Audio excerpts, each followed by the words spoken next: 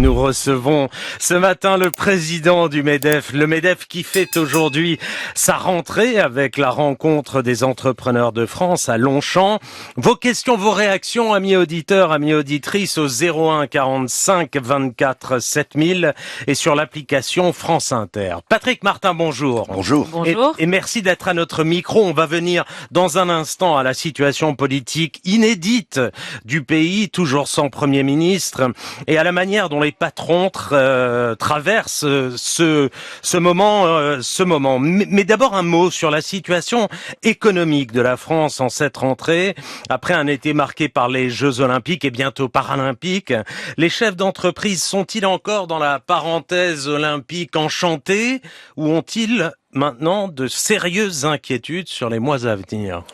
Je vais commencer par vous dire que, comme tout un chacun, les chefs d'entreprise ont été impressionnés, sont très fiers du déroulement des Jeux Olympiques auxquels ils ont contribué à ce déroulement, convaincus que ça aura des effets positifs sur la croissance plutôt dans les métiers de service. Mais oui, on est rattrapé, je dirais, par les réalités. Et par ailleurs, il y a une activité économique qui est très molle en ce moment. Et il y a un certain nombre de décisions qui, depuis la dissolution, en définitive, sont à l'arrêt. Je veux parler de décisions d'investissement, je veux parler de décisions d'embauche. Vous dites que la France a perdu un trimestre de croissance depuis le 9 juin. Un trimestre de croissance depuis le 9 juin. Le 9 juin, c'était le moment où Emmanuel Macron a décidé de dissoudre l'Assemblée nationale. Oui, alors qu'on était plutôt sur une bonne tendance en termes de création d'emplois, en termes de croissance. Les chiffres du deuxième trimestre qui enjambe le 9 juin, mais enfin c'était à la fin du deuxième trimestre, étaient positifs et corroboraient les prévisions de croissance du gouvernement. Mais depuis lors, parce qu'il y a une offre politique qui est très illisible et qui sur certains pans de cette offre sont très inquiétantes pour les chefs d'entreprise. Très normalement, je suis chef d'entreprise avant d'être président du MEDEF et donc je fais comme les autres. Je me dis, ouh là là là là, attendons de voir à quelle sauce on va être mangé. Donc il y a un lien direct entre la situation politique et les décisions politiques et la chute de la croissance. Vous l'avez constaté immédiatement dans les chiffres. Bien sûr. Et puis après, d'un secteur d'activité à l'autre, il y avait des trajectoires qui étaient plus ou moins positives. Typiquement dans le bâtiment qui est sinistré, il faut dire les choses. Vous parlez de massacre dans une interview au Figaro. Absolument, il y a 10 000 suppressions d'emplois par mois dorénavant. Les permis de construire sont à l'arrêt. Enfin, ça prend des proportions dramatiques. Et ça n'est pas du fait de la dissolution, mais ça a accentué encore. Dans les transactions immobilières, qui étaient déjà à un niveau assez faible, c'est à l'arrêt actuellement. Et c'est normal, parce que les ménages comme les entreprises se disent, mais quels seront nos impôts demain? Quelle sera la dynamique d'activité? Est-ce que mon emploi va être menacé? Tout ça est logique. Vous dites cela, et malgré tout, les chiffres sur le moral des chefs d'entreprise et des patrons est en hausse. Alors, il y a des indices un peu plus positifs sur le mois d'août, tant mieux, effet JO de mon point de vue. Ça n'enlève rien au fait que, par exemple, dans l'intérim, l'activité baisse depuis 6 trimestres, dans l'industrie, l'activité baisse depuis 8 mois dorénavant, ça c'est factuel, et je donne un autre chiffre, On a battu en juillet le record historique de dépôt de bilan. Ça c'est des chiffres. On n'avait jamais vu ça dans l'histoire. Jamais. Alors, un peu moins de 6 000, c'est ça, 5 800. Alors, il s'agit pas de pleurnicher, de dire que c'est la fin du monde. Non, pas du tout. Mais on a besoin de visibilité, on a besoin de stabilité. Et puis, surtout, qu'on ne vienne pas nous matraquer par des mesures législatives totalement inappropriées au regard de cette situation économique. Alors ça, on va y venir, mais encore un mot, Patrick Martin, sur le bilan économique des Jeux Olympiques et Paralympiques. Les résultats ont été bons pour les médailles, pour l'image de la France, mais est-ce qu'il y a eu des retombées bénéfiques ou est-ce que c'est plus mitigé? Est-ce qu'il y a eu un boost, si j'ose dire, pour l'économie française ou pas vraiment? Alors, d'abord, les Jeux Olympiques n'ont pas commencé à la cérémonie d'ouverture. Donc ça a eu déjà un effet positif depuis des années d'ailleurs, avec la construction du village olympique. Enfin, il y a beaucoup d'entreprises, nous on s'est appliqué à ce qu'il y ait beaucoup de PME en particulier qui ont été impliquées dans la préparation des Jeux Olympiques. Ensuite, du côté plutôt des prestataires de services, de l'hôtellerie, de la restauration, ça a eu des retombées positives. Ici ou là, il y a eu quelques déçus, mais globalement, c'est très positif. On estime, on partage ça avec la Banque de France, que ça aura un effet sur la croissance du troisième trimestre de 0,2 à 0,3 points. Et puis, il y a la tendance longue. Je pense que pour l'image de la France, ces Jeux Olympiques et Paralympiques sont dingues. Moi, je parlais de fierté tout à l'heure. J'ai beaucoup d'amis étrangers qui disent, mais vous êtes un pays fabuleux. Ils vont venir. Les déceptions, c'est surtout dans l'hôtellerie et la restauration. Oui, mais sans en faire une généralité. À vrai dire, c'est plutôt avant les Jeux Olympiques, avec toutes les mesures de sécurité à Paris, qu'il y a eu, il faut le dire, une grosse baisse d'activité. Depuis lors, dans l'hôtellerie-restauration, mais c'est vrai par exemple des grandes surfaces alimentaires en Île-de-France, il y a des chiffres incroyablement positifs. Alors Patrick Martin, l'an dernier, lors des journées d'été du MEDEF, vous receviez la première ministre de l'époque, Elisabeth Borne, accompagnée de 8 ministres de son gouvernement. Cette année, 0. Mieux que ça, on avait accueilli 18 ministres l'année 18 dernière. ministres. Tous n'avaient pas pris la parole, mais bon. Cette année, 0. 0 ministre convié, et pour cause, ils sont tous démissionnaires. Comme patron du MEDEF, comment voyez-vous ces fauteuils vides? Et plus largement, les chefs d'entreprise sont-ils inquiets du flou politique du moment? Oui, alors c'est d'un commun accord que les ministres ne viennent pas. Il n'empêche que nous aurons Gérard Larcher et Yael Braun-Pivet. C'est pas indifférent, parce qu'on est tous conscients que le pouvoir s'est déplacé pour partie vers le Parlement, vers l'Assemblée nationale. Donc on est très impatient de les entendre. Ce ne sont pas des gens indifférents, je dirais, dans le panorama politique. Bon, nous Mais traditionnellement, il y avait toujours des ministres parce que c'est Ouais. un moment de lobbying des patrons avec les ministres. Pas cette année. Alors il y a Bruno Le Maire qui viendra, mais qui ne prendra pas la parole. Mais les faire venir pour qu'ils ne parlent pas, ça n'a pas grand sens, si vous voulez. C'est pas un numéro de claquette, notre rencontre des entrepreneurs de France. Ils sont inquiets, les patrons? Oui, ils sont inquiets. Ils sont inquiets parce que d'abord, la situation du monde est un peu préoccupante, mais enfin, quand on voit la dureté de la concurrence internationale, les Chinois qui nous submergent de panneaux photovoltaïques, de voitures électriques, d'acier, les Américains qui montent en puissance, et puis il y a les élections américaines qui vont arriver, et puis en France même, voilà, on est dans l'indécision et l'économie d'une manière générale, je le redis, c'est vrai pour les particuliers comme pour les entreprises, l'économie n'aime pas l'indécision, elle aime encore moins les menaces. Donc les chefs d'entreprise sont inquiets, il faudrait pas les rendre fébriles avec un flou politique qui dure trop longtemps, et puis surtout une offre politique, des décisions politiques inappropriées au regard de nos intérêts économiques. Donc Patrick Martin, comme patron du MEDEF, votre message ce matin, c'est il y a urgence à sortir des consultations organisées par Emmanuel Macron et à nommer un Premier ministre? Alors, urgence, oui, il faut pas que ça tarde trop, mais il faut surtout un bon programme et puis la bonne personne pour le mettre en œuvre. Et je me permets de dire que si on peut avoir un gouvernement qui, dans sa tête et dans ses actes, enjambe la présidentielle de 2027, c'est-à-dire inscrit le pays dans une trajectoire longue, ça sera encore mieux. Alors, un bon programme et une bonne personne pour le défendre, dites-vous.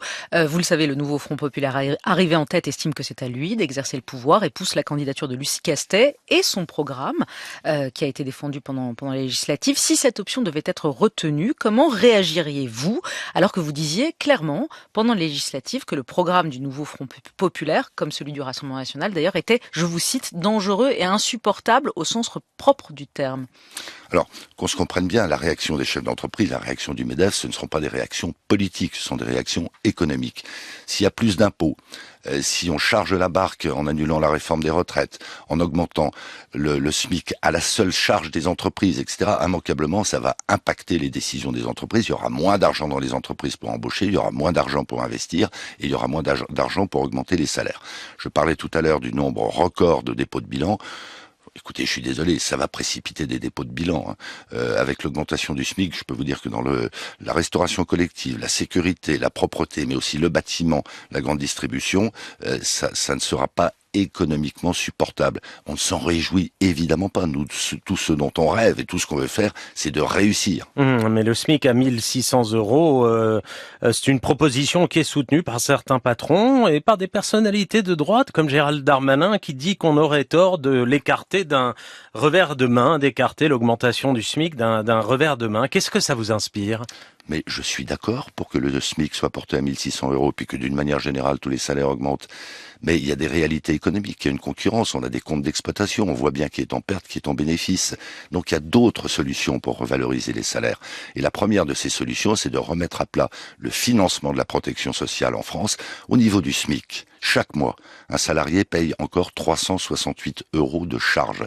Moi, je pense que d'abord, on pourrait réduire la dépense sociale, il y a des poches d'économie, et qu'ensuite, la France devrait arrêter de se singulariser aux yeux du monde entier en étant le pays où la protection sociale est le plus financée par le travail. Donc il y a des solutions, oui, on peut augmenter le SMIC. Mais vous le savez, le pouvoir d'achat, c'est la préoccupation numéro 1 des Français. Ne pensez-vous pas que les chefs d'entreprise doivent faire un geste aussi?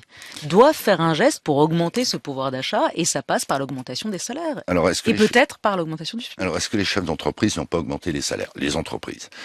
Tous les chiffres le confirment. Cette année, il y aura en moyenne des entreprises des augmentations de salaire de l'ordre de 3,2-3,3% en fonction de ce que peuvent faire les entreprises. D'accord, mais ça vient après 2 ans d'inflation qui étaient supérieurs aux 3% dont vous parlez, bien supérieurs, et qui ont touché notamment les personnes qui gagnent le moins d'argent. Alors, le SMIC a été mécaniquement revalorisé. En réalité, les salariés qui ont pu souffrir, ce sont plutôt les salaires intermédiaires ou supérieurs. En 2023, on avait été au rendez-vous aussi. J'ajoute un point qui n'a pas été suffisamment souligné. On a signé avec les syndicats un accord sur le partage de la valeur. Donc on est bien conscient, on l'a signé cet accord, le MEDEF l'a signé. On est bien conscient que quand c'est possible, on peut mieux partager les bénéfices et on est prêt à le faire. Donc voilà, je ne suis pas du tout en train de dire qu'il n'y a pas de problème de pouvoir d'achat pour les salariés modestes. Je dis simplement que ça n'est pas tout noir ou tout blanc et que les entreprises quand même font face à leurs responsabilités. Autre point, Patrick Martin, que pousse le nouveau Front populaire, ils ont même annoncé que ce serait leur première mesure. Les syndicats sont également sur cette ligne. C'est l'abrogation de la réforme des retraites. Il pourrait sur ce coup y avoir une majorité à l'Assemblée avec les voix du RN pour abroger cette réforme des retraites ou la suspendre. Que dites-vous de cette possibilité ce matin? Je vais citer les bons auteurs. Dominique Seux, il y a quelques minutes sur votre antenne, qui rappelait une chose qui a été savamment occultée par le nouveau Front populaire lui-même. Si abrogation de la réforme des retraites, augmentation des cotisations, qu'on se comprenne bien, y compris des cotisations salariales. C'est ça la vérité à la fin. C'est que si on creuse le déficit des retraites de 17 milliards d'euros par an à partir de 2030, à un moment ou à un autre, au niveau d'endettement où est la France, qui est insupportable, il faudra bien que quelqu'un paye. Donc ce sera les salariés et les entreprises et ou les retraités dont on baissera les retraites. Tout ça, c'est de l'arithmétique. Il n'y a pas besoin d'être prix Nobel pour le comprendre. Mais en fait, à vous écouter ce matin, vous dites, comme patron du MEDEF, il faut surtout pas faire le SMIC à 1 600 €, il faut surtout pas abroger la réforme des retraites. J'imagine que vous allez dire aussi, il faut surtout pas toucher à revenir à l'ISF. Donc, du coup, on fait comme s'il n'y a pas eu les élections législatives, comme s'il n'y avait pas eu, même Emmanuel Macron a reconnu que les législatives avaient envoyé un message d'alternance.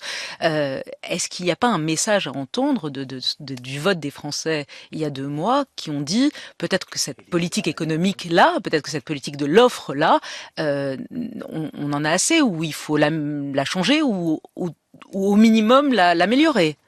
Vous n'avez pas entendu ça dans le vote des Français? D'abord, j'ai dit tout à l'heure que pour la revalorisation du SMIC, il y avait d'autres solutions qui ne pénaliseraient pas l'économie. Ensuite, je me suis pas exprimé sur des sujets parce que je ne pense pas être légitime à le faire. Typiquement, l'ordre public. Et ensuite, est-ce que ces élections ont sanctionné la politique économique du gouvernement? Pendant les débats électoraux, vous avez entendu parler d'innovation? Vous avez entendu parler de formation? On n'a même pas entendu parler d'emploi. Donc, nous, ce qu'on considère, c'est que c'est pas la politique économique qui a été sanctionnée. Que je sache, les 2 millions de nos concitoyens qui ont trouvé un emploi depuis 2017, grâce à la politique de l'offre, ont des revenus maintenant supérieurs à ce qu'ils auraient s'ils étaient au chômage. Ils ont une dignité, parce que le travail est un moyen d'inclusion absolument remarquable. Donc, je crois qu'il faut pas se tromper de débat. Nous, ce qu'on veut, c'est réimposer la rationalité économique. C'est pas les petits profits des chefs d'entreprise. C'est simplement parce que c'est l'économie qui commande beaucoup de choses, l'emploi, le pouvoir d'achat, les déficits publics, les déficits commerciaux. Et de ça, les politiques, quels qu'ils soient, n'ont pas suffisamment parlé. Nous, on veut en parler parce que c'est la pierre angulaire. On va passer au standard d'Inter où nous attend Elisa. Bonjour, bienvenue. Bonjour à tous. À choisir entre les deux, le MEDEF préfère-t-il le programme économique du nouveau Front populaire, approuvé par 300 économistes, Gabriel Zucman, Thomas Piketty, ou plutôt, il préférerait celui du Rassemblement national à 100 milliards de dépenses par an, un désastre pour les finances publiques et peu crédible pour le pouvoir d'achat et les retraites. Merci Elisa pour cette question. Patrick Martin vous répond. Moi, je me suis déjà exprimé là-dessus, ça a été rappelé tout à l'heure par Léa Salamé. Il y a une autre offre politique, hein. Nous tous qui, de près ou de loin, affaiblit l'économie du pays, par voie de conséquence le pouvoir d'achat, par voie de conséquence l'emploi, on le dénonce. On est quand même le pays au monde où on paye le plus d'impôts, on est le pays au monde où il y a le plus de dépenses publiques, et en parallèle, on est le pays au monde où il y a le plus de déficits. Donc à un moment donné, il faut se poser les bonnes questions. Nous, on fait pas de la politique à proprement parler. Sur la question et l'emploi du mot insupportable pour qualifier le programme du nouveau Front populaire, Renato vous dit la chose suivante. Insupportable vraiment, réduire les inégalités sociales aggravées par les politiques néolibérales, restaurer les services publics de santé, d'éducation, de justice, abandonnés par ces politiques, demander une contribution équitable à tous les citoyens pour réaliser ce programme républicain soucieux d'égalité, de liberté, de fraternité. Est-ce vraiment insupportable? Non, insupportable, il faut se comprendre, hein, c'est au sens premier du terme, c'est pas pour exprimer une irritation que j'ai employé ce terme-là. C'est tout simplement, que physiquement on ne pourrait pas le supporter. Bon, ensuite, je vais pas reprendre tout ce que j'ai déjà dit. Si le modèle français fonctionnait avec le niveau de dépenses publiques le plus élevé du monde, ça se saurait. On aurait des performances sur le système éducatif, sur la sécurité, sur un certain nombre d'autres indicateurs qui seraient les meilleurs du monde. Ce ne sont pas les meilleurs du monde. Donc, sans parti pris, c'est pas illogique qu'on s'interroge sur ce modèle. Premier point. Deuxième point, est-ce que la politique qui a été menée ces dernières années a donné de mauvais résultats en termes de croissance, en termes de création d'emplois, en termes de génération de pouvoir d'achat? Il y a quand même eu un événement majeur, le Covid, qui a touché le monde entier, donc la France. Est-ce que tout ça n'a pas été efficace? Voilà, c'est tout. Retour au standard. Patrick, à Montpellier, bonjour. Oui, bonjour à tous et bonjour à votre invité, Monsieur Martin. Une question très simple. J'observe, comme beaucoup de Français aujourd'hui, qu'il n'y a pas de majorité politique qui se dégage. Aucune majorité politique d'ailleurs. Et j'en veux beaucoup, notamment à certaines forces politiques. Je pense à NFP, par exemple, qui revendique la nomination d'un Premier ministre, puisqu'il n'y a pas de majorité politique. Impossible. Les Français se sont exprimés clairement là-dessus, malheureusement. Un tiers. Donc pas de possibilité politiquement de nommer un Premier ministre. Pourquoi le Président de la République ne nommerait-il pas un chef d'entreprise jusqu'aux prochaines élections présidentielles, puisque on sait très bien que les chefs d'entreprise ont au moins cette faculté de gérer, on va dire, le budget en fonction des rentrées et la prospective aussi, hein, les possibilités de croissance. Bref, les qualités d'un chef d'entreprise, évidemment un homme d'État, hein, quelqu'un qui a une vraie réputation, quelqu'un qui est assis, pourrait peut-être, d'ici la prochaine élection présidentielle en 2027, créer quelque chose d'intéressant pour notre pays. Voilà ma proposition à Monsieur Martin. Vous avez des idées? Vous avez des noms? Écoutez, il paraît que le président de Renault est pressenti, on parle de lui, mais il n'y a pas que lui. Jean-Dominique Sénat. Vous voyez, par exemple, mais moi j'ai eu, par exemple, il y a quelques années, l'ancien président de la SNCF, Louis Gallois, qui était un homme formidable, gérait une mission d'État, une mission publique. Il y a parmi les chefs d'entreprise des gens un peu âgés, on va dire aujourd'hui, qui ont une vraie expérience, des hommes d'État, entre guillemets, même si effectivement ils ne portent pas le nom, un patron et aussi quelqu'un qui a une véritable responsabilité et une grandeur aussi pour notre pays, et je pense que c'est une option à étudier. Merci Patrick pour cette intervention. Patrick Martin vous répond. Pourquoi pas? Moi, je suis pas dans la tête du président de la République, qui à la fin est quand même décisionnaire. Ce qui me paraît important, évidemment, je partage ce que vous avez dit. Les chefs d'entreprise, dans l'immense majorité des cas, savent compter. Bon, premier point. Et deuxième point, ils ont peut-être plus que d'autres le sens du temps long. Hein. J'évoquais tout à l'heure la nécessité d'enjamber l'élection présidentielle de 2027. Il faut pas qu'on soit prisonnier de calculs individuels ou politiciens. Hein. Bon, après, il y a des chefs d'entreprise remarquables, femmes ou hommes. Mais dans ce panorama, il faut aussi quelqu'un de très expérimenté, parce que ça va être très subtil, hein, de négocier avec le Parlement et de dégager au cas par cas ou plus systématiquement des majorités au moins relatives. Je ne sais pas répondre, mais je partage en partie votre remarque. Mais pour vous, le profil doit ressembler à quoi? C'est-à-dire à un politique, à un techno, qu'est-ce que Je sais que c'est pas à vous de choisir, mais on vous entend très inquiet des programmes du NFP et du Rassemblement national, mais en l'occurrence c'est le NFP qui est sur la table à l'heure où nous parlons. Alors c'est quoi le profil idéal dans ce casse-tête ou dans cette équation très très difficile à résoudre pour Emmanuel Macron? Ouais, il faut quelqu'un qui connaisse le monde, parce qu'on est très nombriliste. À nouveau, dans tous ces débats, on n'a pas parlé de la concurrence internationale, on n'a pas parlé de ce qui se passe dans les autres pays, de bien ou de mal. D'ailleurs, l'Allemagne ne va pas très bien, par exemple. Il faut quelqu'un qui comprenne les grands mécanismes économiques, mais il faut aussi quelqu'un qui, à nouveau, soit à l'aise, autant qu'on puisse l'être, dans le panorama politique actuel. Alors, ce casting est difficile à satisfaire, j'en suis parfaitement conscient. En tout cas, dans le casting, la personne qui sera nommée devra boucler le budget 2025, et ça, c'est pas une mince affaire. On rappelle que Bruno Le Maire estime qu'il faut faire 25 milliards d'économies. Où vous les trouvez si vous dites qu'il ne faut pas d'augmentation d'impôts? Eh bien, écoutez, il y a l'éternel éléphant au milieu de la pièce. On dit que les entreprises sont aidées excessivement. Non, les entreprises françaises sont les plus taxées au monde, net des aides dont effectivement elles bénéficient. Par contre, on ne parle jamais des économies que l'État, la sphère publique plus généralement, pourrait faire sur ses frais de fonctionnement. Tous les comparatifs internationaux en témoignent. On a beaucoup trop de frais de l'administration dans notre pays. Je suis bien curieux de savoir quelle politique va s'attaquer à ce sujet. On touche à des intérêts particuliers, oui, mais quoi qu'il advienne, on touche à des intérêts particuliers. Pourquoi pas cela? Pensez-vous que la France puisse tenir son objectif de croissance, 1%, ou c'est trop optimiste? Moi je pense qu'elle peut le tenir, mais sous réserve à nouveau que rapidement on dégage le panorama économique, politique, législatif, social, et qu'on apporte de l'apaisement. Les chefs d'entreprise ne demandent pas des triples saltos arrière, si vous me permettez, au futur Premier ministre. Ils demandent simplement de savoir où on va et si c'est dans la bonne direction. Et de poursuivre la politique telle qu'elle est mise en place. Si je vous écoute bien, ce matin, en gros, vous dites continuons la politique menée par Emmanuel Macron depuis 7 ans. Politique économique. Marche, et à nouveau, je ne crois pas que ce soit cette politique qui a été sanctionnée lors des élections. Ce sont d'autres sujets bien réels auxquels il faut répondre, mais avez-vous entendu parler d'économie dans la campagne? Oui, il a été question de justice sociale, il a été question des salaires, du pouvoir d'achat, oui. Mais oui, de distribution de pouvoir d'achat. Et il le faut. Qui a parlé de création de richesse? Comment peut-on continuer à distribuer de l'argent qu'on n'a pas alors qu'on a un niveau de dette publique abyssal? Allez, on retourne au standard. Catherine, dernière question pour vous. Bonjour, bienvenue. Bonjour l'équipe France Inter, bonjour Monsieur Martin. Voici ma question. Quelles seraient les décisions politiques en matière d'embauche des seniors qui seraient bénéfiques pour les entreprises, pour l'économie et pour notre taux d'embauche des seniors qui est désastreux en Europe? Merci pour des réponses concrètes. Merci à vous, Catherine, pour cette question précise. Patrick Martin vous répond. La première décision, c'est de ne pas annuler la réforme des retraites. Le taux d'emploi des seniors de 50 à 60 ans en France est dorénavant supérieur à la moyenne européenne, contrairement à ce que vous venez de dire.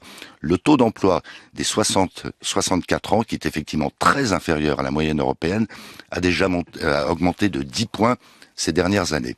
Ce que je veux dire par là, c'est qu'on sait tous, les recruteurs, les candidats, que si l'échéance de départ en retraite est reportée, on se dirige plus facilement vers l'embauche dans les entreprises. Ça, c'est un premier élément de réponse. Deuxième élément de réponse, on est prêt, nous, et je vais le redire cet après-midi dans mon discours à la REF, on est prêt à rouvrir avec les salariés une négociation qui a échoué au printemps dernier sur l'emploi des seniors.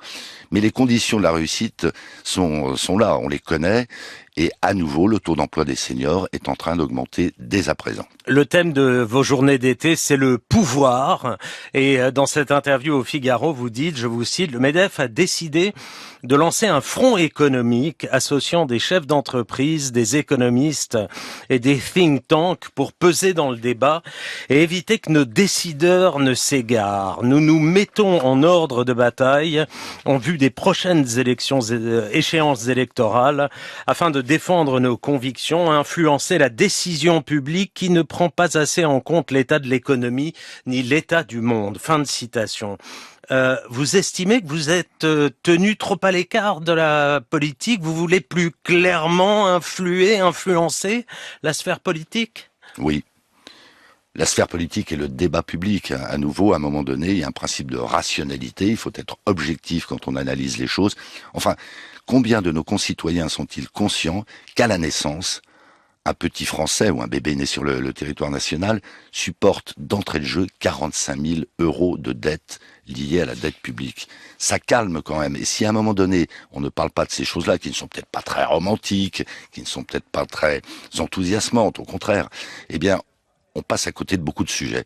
Et ensuite, on parle pour ne rien dire, ou on balance dans la nature des propositions qui peuvent être séduisantes, mais qui à la fin nous mettent en difficulté. Donc aux prochaines échéances électorales, on va avoir un MEDEF qui va beaucoup plus prendre la parole dans la campagne, qui va se prononcer? Oui, d'ailleurs, oui, on l'a fait déjà dans le cadre des élections européennes, et puis finalement ça a donné des résultats, parce que on va avoir une nouvelle commission qui poursuivra, et c'est très bien, des objectifs environnementaux, sociétaux, etc., mais qui va un peu corriger le tir par rapport à la précédente, où on n'a pas pris en compte la concurrence internationale, on n'a pas pris en compte les coûts de la révolution environnementale, on n'a pas pris en compte l'acceptabilité sociale d'un certain nombre de mesures. D'ailleurs, ça s'est traduit dans les urnes.